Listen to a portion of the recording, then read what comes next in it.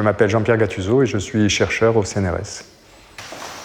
Jean-Pierre Gattuso, bonjour. Bonjour. Bonjour. Bonjour.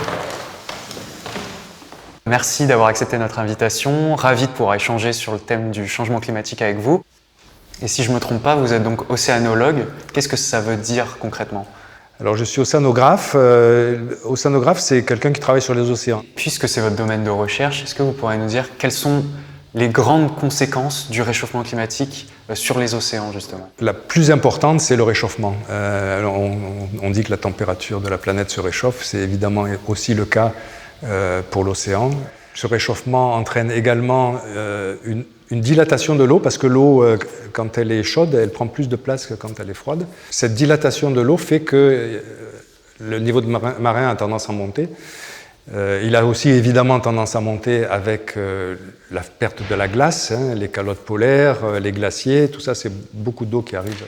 Une autre manifestation du changement climatique, c'est l'acidification des océans. Donc ça, c'est quelque chose qu'on étudie depuis assez peu de temps, une quinzaine d'années seulement. Quelles conséquences concrètes pour nos quotidiens ça peut avoir Toutes ces manifestations du changement climatique ont des conséquences majeures sur les organismes marins. Par exemple, des phénomènes de mortalité massive. Les coraux dans les zones tropicales, les récifs coralliens, subissent des mortalités absolument incroyables. Les coraux, c'est des organismes qui ont un squelette calcaire, et donc ça crée des barrières très solides, massives, qui protègent en fait la côte de l'action destructrice des houles et des vagues. Une autre conséquence, c'est que les poissons et tous les organismes qui sont mobiles dans la mer se déplacent, parce que pour rester à leur optimum de température, ça va bouleverser la pêche, cette affaire-là, avec des grands perdants, c'est les pays en voie de développement de la bande intertropicale. Et justement, ces dégâts, ils sont irrémédiables pour la biodiversité marine ? Alors pour la biodiversité marine, non. D'ailleurs, on a récemment publié un article qui montre qu'on pourrait reconstruire la biodiversité marine d'ici 2050. C'est un challenge qui est possible et on démontre qu'il y a des bonnes nouvelles quand même. Il est très important de montrer les risques. Les risques sont considérables pour l'océan et pour l'humanité. Mais il y a des bonnes nouvelles, c'est-à-dire que quand on agit, il y a de l'espoir. Donc vous pensez que les États peuvent, en légiférant, permettre justement de reconstruire les écosystèmes marins? Mais j'en suis convaincu et l'expérience montre que la stratégie de l'Union européenne pour la pêche a été excellente. C'est-à-dire que même si ça a généré beaucoup de frictions au départ avec les pêcheurs, mais c'est l'intérêt de tout le monde, y compris des pêcheurs, de garder des stocks de poissons en bon état plutôt que de les faire disparaître et de consommer toute la ressource.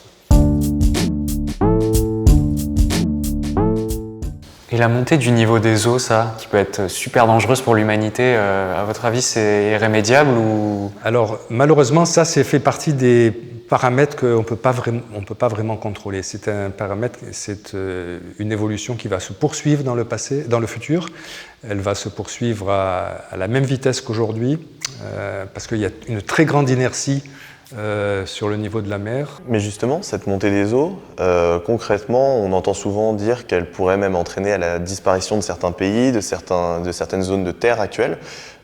Et déjà, est-ce que c'est vrai? Et si oui, lesquels? Oui, les pays qui sont les plus concernés, c'est les pays qui ont une faible altitude, et c'est les petites îles et atolls du Pacifique qui en font partie, aussi dans la Caraïbe. Un atoll, ça peut avoir en moyenne 2 mètres d'altitude. Donc quand on parle d'une augmentation de niveau de la mer d'1 mètre, plus des tempêtes et un mauvais état des récifs coralliens, les récifs coralliens servent à protéger la côte. Tout ça veut dire que ces atolls sont déjà aujourd'hui, certains d'entre eux sont balayés par les vagues pendant plusieurs jours chaque année. Peut-être qu'on peut en parler aussi, il y a une certaine injustice climatique aussi. C'est-à-dire que les pays en voie de développement, les pays du Pacifique, sont ceux qui ont le moins émis de CO2 et c'est eux qui payent le prix le plus fort. Et comment on peut y remédier à ça, à cette injustice? Est-ce que c'est irrémédiable? Non, ce n'est pas irrémédiable. L'accord de Paris comporte un volet sur la réduction des émissions et un volet sur l'adaptation. Il y a des phénomènes qui sont enclencher, qui ne vont pas s'arrêter. Il va falloir donc s'adapter. S'adapter pour le niveau de la mer, ça veut dire partir. Y compris en France, hein, il y a des villages qui ont été... un village notamment, le Faute-sur-Mer, qui a été évacué, abandonné. Et dans le cadre de l'adaptation, les pays les plus riches se sont engagés à verser 100 milliards de dollars par an aux pays en voie de développement pour les aider à s'adapter. Malheureusement, depuis 2015, ça ne s'est jamais produit, 100 milliards, je crois on en est très loin. Il y a une aide qui est donnée, mais qui est très très très loin de ce qui avait été promis. Je ne sais pas ce que vous en pensez en tant que jeune, mais il y a quelque chose qui est un peu choquant de voir qu'on fait des annonces et puis qu'on ne suit pas. Personnellement, je suis très déçu par le fait que nos gouvernements ne viennent pas en aide à ces pays-là, surtout que ce n'est pas du tout une action de charité ou quoi que ce soit, c'est même plus de la logique. On a consommé avant eux, on leur explique que désormais ils ne peuvent pas le faire. Je pense que c'est le retour, c'est au minimum de les aider à se développer et de contribuer à leur développement. Donc effectivement, moi je suis assez déçu de l'action des gouvernements. Oui, il y a un autre élément, c'est que si on permet à ces pays de s'adapter, alors on n'est plus dans le Pacifique Sud, mais si on regarde la Méditerranée, qui est mon environnement naturel, il y a aussi des phénomènes migratoires qui peuvent être provoqués par le changement climatique. Oui, c'est ce que j'allais dire, ouais, justement, c'est les problèmes migratoires, moi, qui me choquent plus que les dirigeants ne prennent pas conscience, en fait, de l'urgence climatique que cela va causer, parce que là, en fait, on va se retrouver dans des situations où c'est une injustice effroyable pour, justement, ces continents où l'eau va monter, et on va se retrouver face à une situation de non-retour, et ils ne réalisent pas, et il n'y a aucune action qui est prise, et on se sent puissant en fait par rapport à ça, parce qu'à l'échelle d'un citoyen, c'est difficile d'agir pour ça justement. Est-ce que peut-être vous avez des idées pour un citoyen? Que faire? Moi, je crois qu'il y a un moyen qui est extraordinaire, qui est à votre portée, c'est le bulletin de vote. Si on veut changer l'action des gouvernements, les gouvernements ils sont là parce qu'ils ont été élus, leurs représentants, donc il faut choisir, sans faire de politique particulièrement, mais il faut choisir. Je pense et moi je suis assez déçu de voir que certains jeunes autour de moi ne se préoccupent pas des élections, et c'est par là qu'il faut commencer. Et vous, justement, en tant que citoyen et scientifique en même temps, est-ce que vous trouvez que l'écologie, elle est suffisamment intégrée aujourd'hui dans les politiques actuelles et dans les programmes qui sont proposés, ou est-ce que vous trouvez qu'il y a encore du travail à faire? Énormément de travail à faire, parce qu'il y a beaucoup d'annonces qui sont faites. Moi, je ne vais pas prendre la langue de bois, là, mais beaucoup d'annonces qui sont faites. Il y a un congrès qui s'est tenu à Marseille sur la biodiversité. Il y a eu des annonces qui ont été faites, fantastiques, on va agir, l'érosion de la biodiversité est une catastrophe et tout ça. Et puis, en fait, la semaine d'après, on a annoncé qu'une chasse qui a été jugée illégale par le Conseil d'État va reprendre. Donc voilà, il y a des histoires de double langage. Et personnellement, du coup, vous ressentez quoi face à ça? Quand on se sent, en tant que scientifique, pas vraiment écouté par les politiques, pas forcément aussi écouté par la société, c'est quoi? C'est de la tristesse, de la colère? Non, moi je suis d'un naturel optimiste, je me dis que ça va bien finir par percuter, dommage qu'on perd beaucoup de temps. Il y a des actions qui sont faites, il y a une prise de conscience, je pense qu'il y a beaucoup de responsables, de décideurs qui sont vraiment... qui prennent à bras le corps cette question, mais les tensions avec les autres aspects de la vie sociale et politique, l'océan passe après. Et quelquefois, on a l'impression que les gens ne réalisent pas que les océans, en fait, tout le monde en bénéficie. Vous êtes déjà posé la question de savoir qu'est-ce que l'océan vous apporte?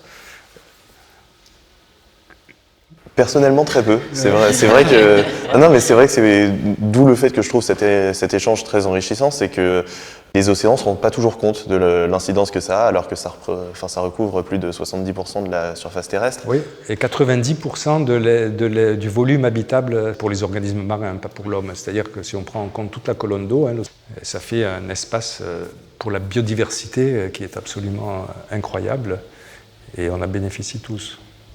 C'est vrai qu'on a du mal à se rendre compte, nous, citoyens qui ne sont pas forcément formés sur ces sujets, qu'est-ce que ça peut amener dans nos vies, le fait qu'il y ait des espèces de coraux qui disparaissent, des poissons qui... Peut-être les poissons s'en rendent plus compte par rapport à la pêche, mais par exemple, le fait qu'il y ait des barrières de coraux qui disparaissent, on ne se rend pas forcément compte des conséquences que ça a sur notre quotidien. Donc, je ne sais pas d'ailleurs quel est leur intérêt. Qu'est-ce que ça va entraîner, ce genre de disparition, par exemple?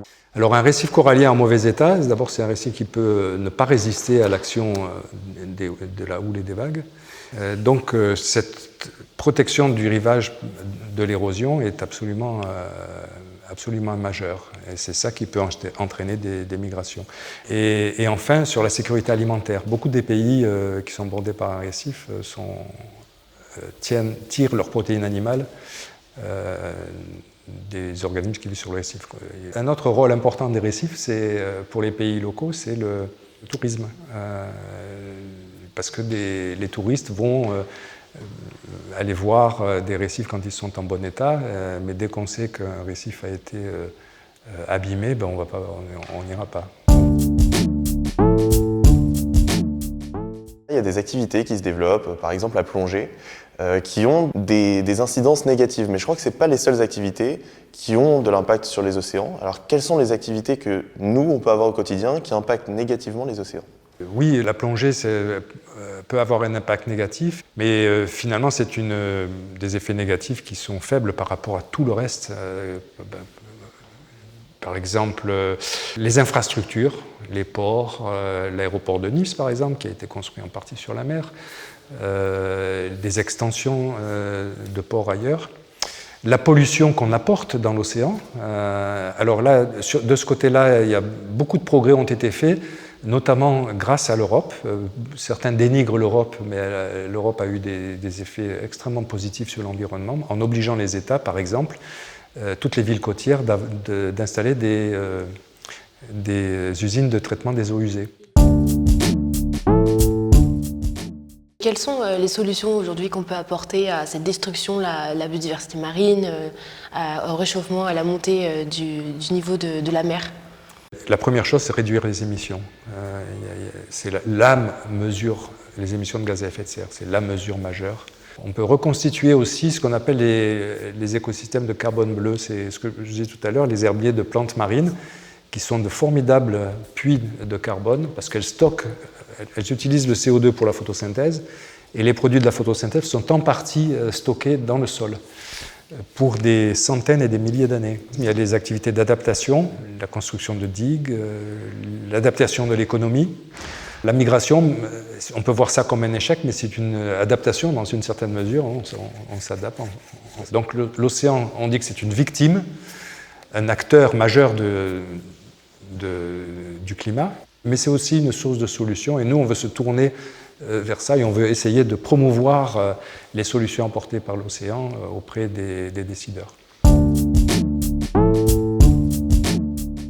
Est-ce que vous avez un message à passer à la jeune génération, à nous passer à nous, à passer aux gens qui nous regardent?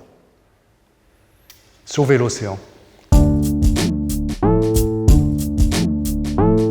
Bonjour, je m'appelle Étienne Gis et je vous parle au nom de l'Académie des sciences, qui organise ces petites vidéos que vous êtes en train de suivre sur les conversations sur le climat. Quand j'étais enfant, la science qui me passionnait, c'était l'astronomie. C'était pour moi magique de voir les Américains qui marchaient sur la Lune.